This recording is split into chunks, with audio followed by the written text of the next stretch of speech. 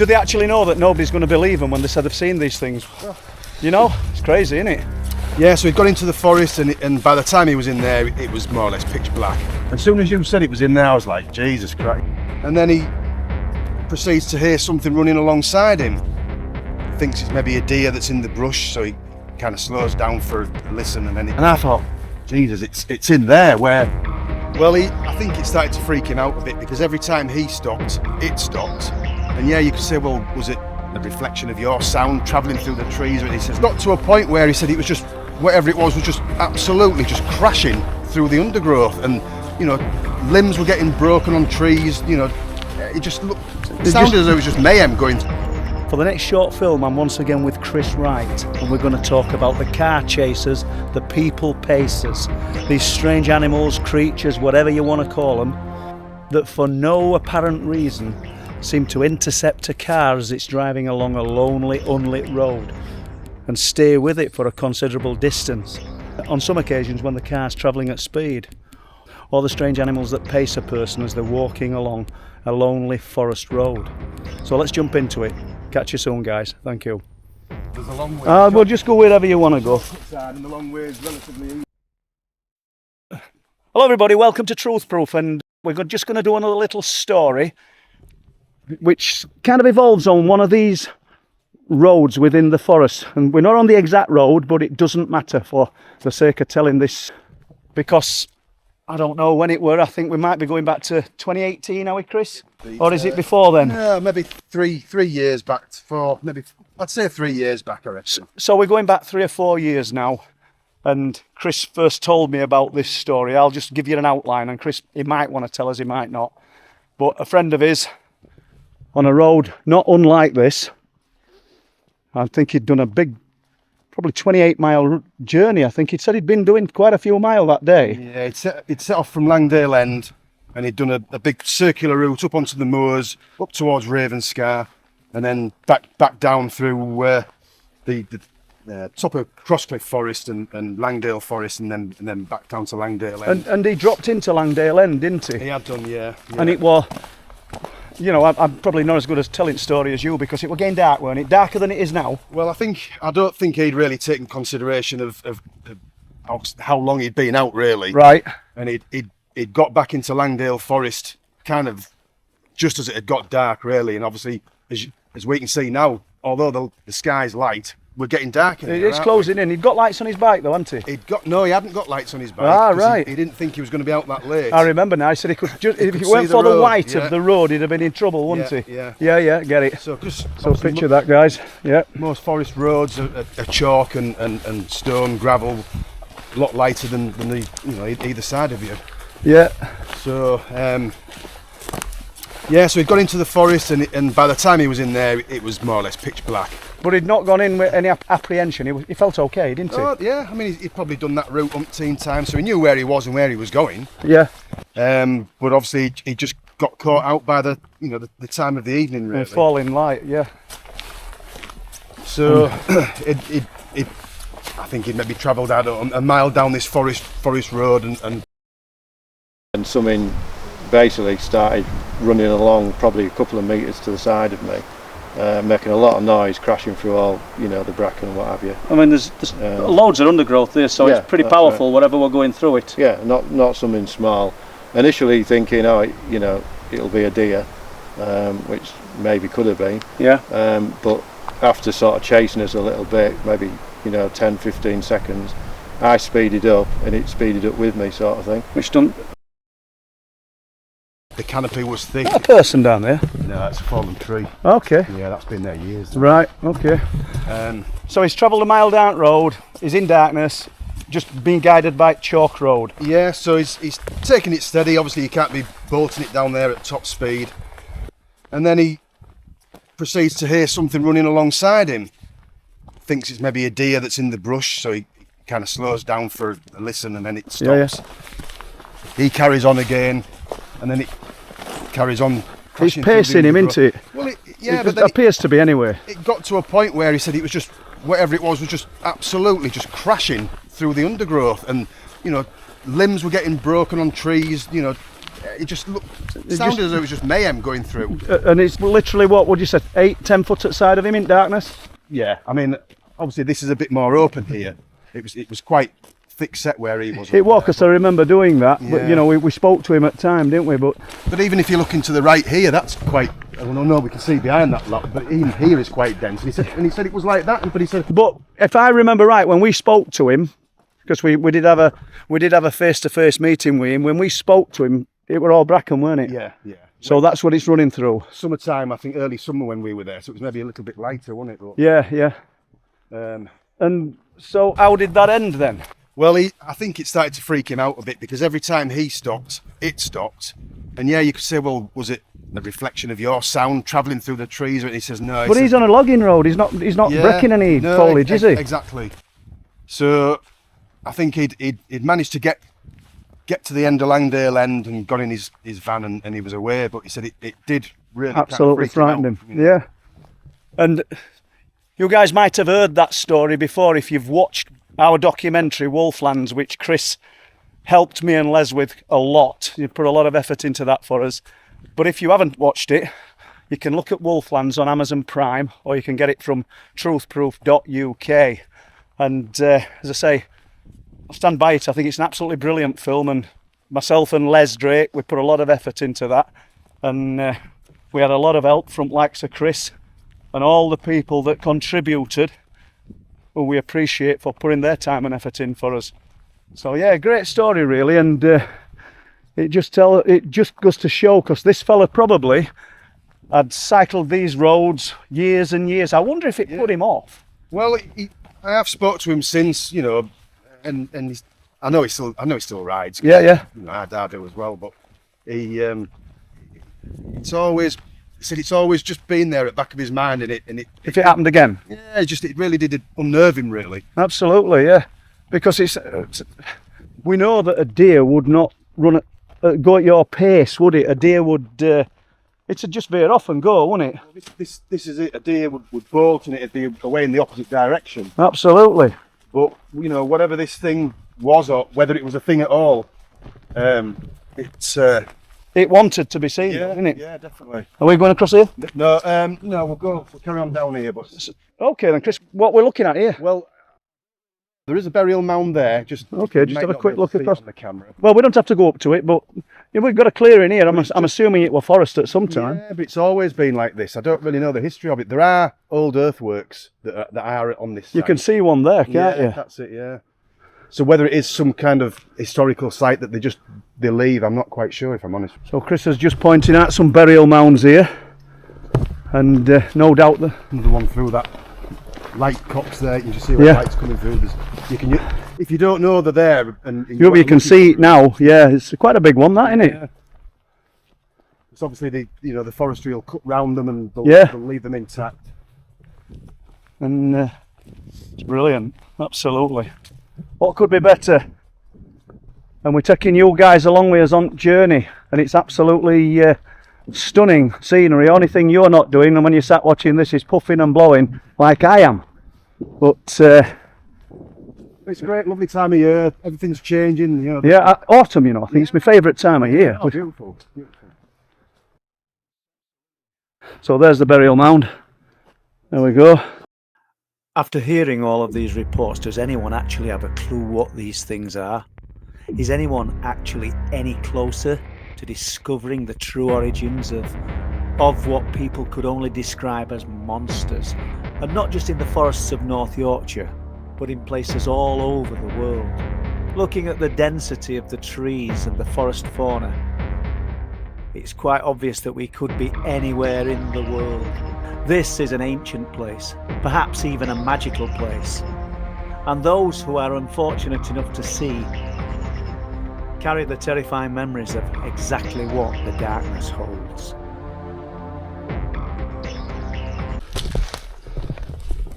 Okay, we've recommenced. I've had to take a few layers off because I'm melting. I don't know whether I'm either too old, out of condition, or both, but it's hard graft. I've just been asking Chris just to sort of give us not an update, but there's been a few reports, strange animals, that's what we'll call them, pacing alongside of cars, and particularly Whitegate Hill. I don't know if Chris knows about these, but there's been. About them, yeah. You've heard about them? Yeah, well, yeah. And there's been 2 women driving home, and this thing jumped into the road. That were just as you turned down to go towards Muston. There were another fella said he saw it stood at side of the road, and as he passed it, it set off running at the side of his car, and it looked like it was covered in twigs and matted fur and sludge, and that surprised him. But I think you've had a few reports like that, haven't you?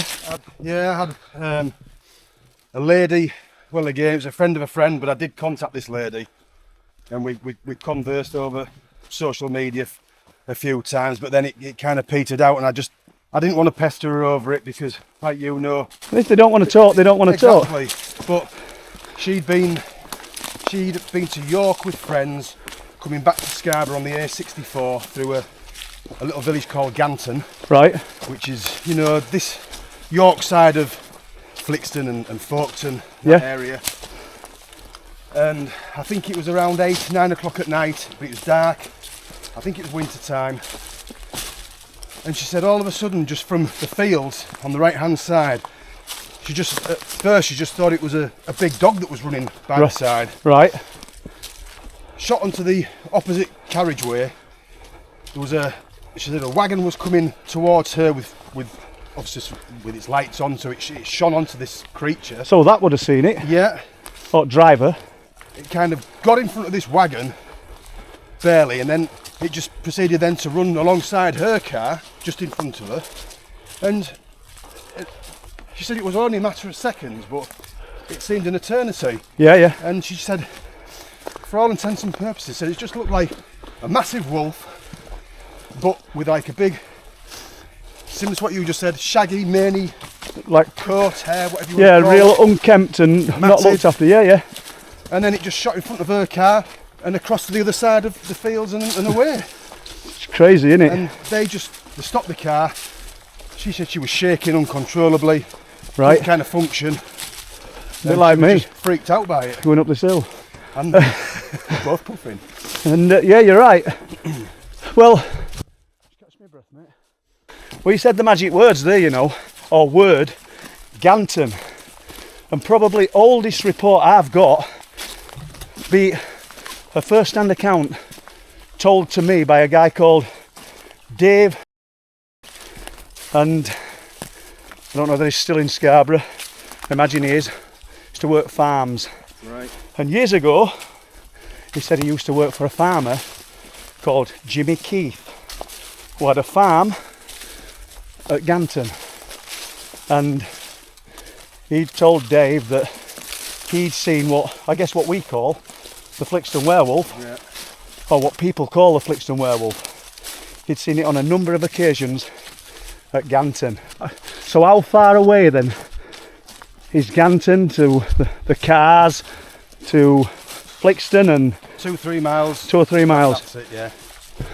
Yeah. And that sighting, 1934. So we're going back a long time. And so Dave, who told me, obviously he's an old man now, and he was a young farmhand.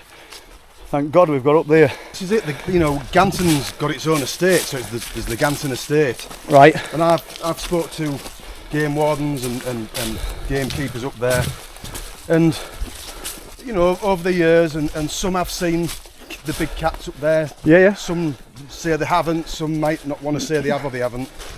But there's definitely, and again, that's very wild and rugged up there.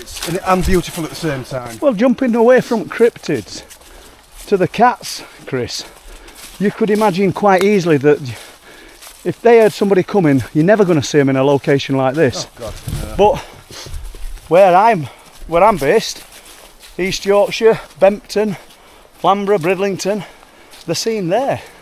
I was talking to a farmer only 2 weeks ago, and he told me that he'd seen it separately to his wife, and they'd seen it at the back of their farm, and that's a big black cat. So there's a full mix of things.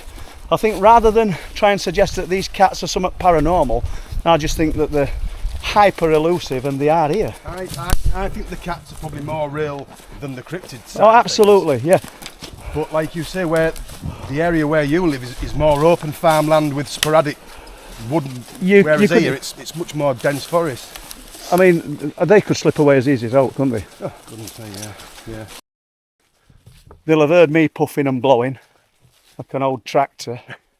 But I'm keen on saying it's 62 now, you know. Well, I'm just getting over a bad course. I'm wheezing a bit chesty. Did you find it pulling a bit up there? Yeah, but it's just getting the fitness back in it, really. Look at that mushroom. Oh, that group of mushrooms. Look at that group of mushrooms. Look brilliant, don't they? Hi, Garrett. Yeah. Probably coming to the back end of them, aren't we? Yeah, usually end, well, I suppose we are end of September, early October, aren't we? But We'll stay clear of them, don't you? well, the Vikings used to like a taste, didn't they? They liked them, and they used to feed them to the reindeer and then drink the reindeer urine, because all the poisons and bad substances that were in the mushroom had been filtered out. Right. Yeah. Did you know that? No, well, I knew they used to take the mushrooms before they went into battle, and the berserkers. The berserkers, yeah. Well, apparently that's how they avoided being poisoned. What's that black thing there? That's true. Oh, is it? Need to get my glasses on. I thought it was plastic, I'll be honest with you, like an old tent. So these things that are running at side of road, it's almost as though there's all those fields, there's all hedgerows and woodlands, yet they choose to run at side of a car. Why is that? Well, this is seems to be a running thread, doesn't it? Absolutely. A lot of these cases, and it's almost as if it wants to be there, it wants to be seen, or it wants to scare someone. Like you say, it could be away, it could be running opposite direction. Yeah. And do they actually know that nobody's going to believe them when they said they've seen these things? It's crazy, isn't it? Honestly, goodness knows, it's a wild card. Because we've got foxholes, and we've got the guy travelling home from Scarborough. Just before he entered the village of Foxholes, he said that he's driving a Jaguar car, side at road, driving at about 45-50 miles an hour, wet roads, bit of moonlight, broken cloud. He says, I'll just turn to my right and this thing's running at the side of my car. Yeah. And absolutely terrified him, and it kept up with him. I don't mean for 10-20 minutes, but it kept up with him for a good period of time before he put his foot down. And he said its teeth were hanging down like fangs, like his thumbs, as big as his thumbs. And he said I could see it in the road, not stood on all fours. But it's crazy. Look at this. Are we halfway around yet? No. I'm not bothered. Yeah, I wouldn't say we're halfway. What's all this then? Somebody lost a dog? Bless them. Oh, race. Husky race. Oh, husky race. Get your glasses on, Paul. That looks big, but we're probably only, I don't know, maybe a couple of 100 foot down and another couple of 100 foot the other way. But and you're up, is that, are we going over there? Well, I don't know yet, we'll see. But then when you're talking about the guys down in Langdale, I mean, that was an 800 foot ravine they were in. Yeah, that's right, yeah. And it's like 2 or 3 times now. 2 or 3 times depth of that one, yeah. And just as steep. Oh yeah, if not steeper in part. Yeah. And there's kind of cliff edges and all sorts to. When you spent night in there, Chris, and listened to them lads telling story, what did you think? When you first told me about that account, and I already knew when you gave me the coordinates of where it was. I already knew where, and you knew where it was. I knew, as I'm telling you. And I thought, Jesus, it's in there where I'd been years through there. Yeah. And I'd always, even before having any interest in this subject, it was always a bit of edgy in there. Off down there, a bit weird, a bit quiet, I don't know, it's just a bit. As soon as you said it was in there, I was like, Jesus Christ. Well, can you remember, we went probably about 4 or 5 years ago now, and we ended up walking along edge at river, at other side at river, didn't we? Yeah. And I can never say what it was, but as we're walking, we came to a little bit of I don't know whether it was a sandstone, but a bit of a rock face. And I'm not going to say a cliff face, because it weren't. It were only looking at something like 7 or 8 footer rock running alongside at river, weren't they? I'm not sure whether it was an old bridge at one point. Right. It might have been, I'm not sure. Well, can you remember me saying I've just seen something black? Yeah. And it were big. I mean, I put it down to a deer, but deer aren't black, are they? Well, You know, I mean, it weren't night time, was it? no, I mean, it was middle of the day. I just saw it at side as the rock face ended and we went back into wood, and I just saw it going up the bank. But I mean, I'm not the fastest person in the world, but as I got to it, there's nothing to see. I'll be honest, I've been in that bit of woodland before, and cows have got through from right up top. So do you think that that's what it could have been? May well have been. Let's face it, but you don't know. I didn't think it were a cow, I'll be honest with you, but that don't mean it weren't. Don't mean I've got the rights on knowing what things are. Look at that old tree, it looks like something from an horror film. Yeah. By the wind. Yeah, absolutely. A lot of bad storms recently. Doesn't seem to have hit it that much up here, but there's parts of the other forests, Wycombe and Dalby, where there's Just been wiped out, a lot of trees, yeah.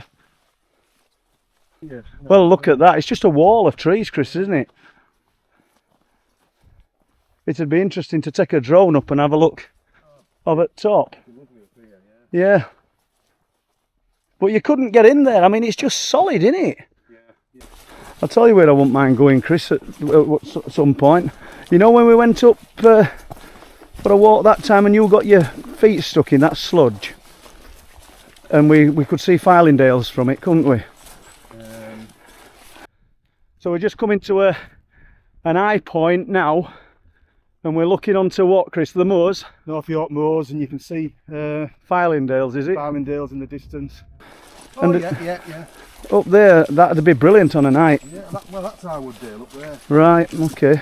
I mean, really, you could be anywhere in the world here. You could be in Canada. Yeah. Oh, that's what we did the last video, wasn't it? Yeah. Yeah.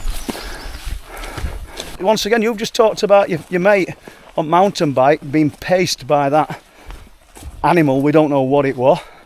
We don't think it were a deer because it kept up with him for a considerable distance and it sounded too heavy. But Howardale, 3 mountain bikers who claimed that they looked to their left as they're coming down a logging road, and there's something, they said it looked like it were on a track.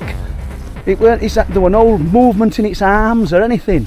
It was just upright and going at the same pace as them in Bracken as they were going down. Remember me telling you about it? Yeah, I mean, that was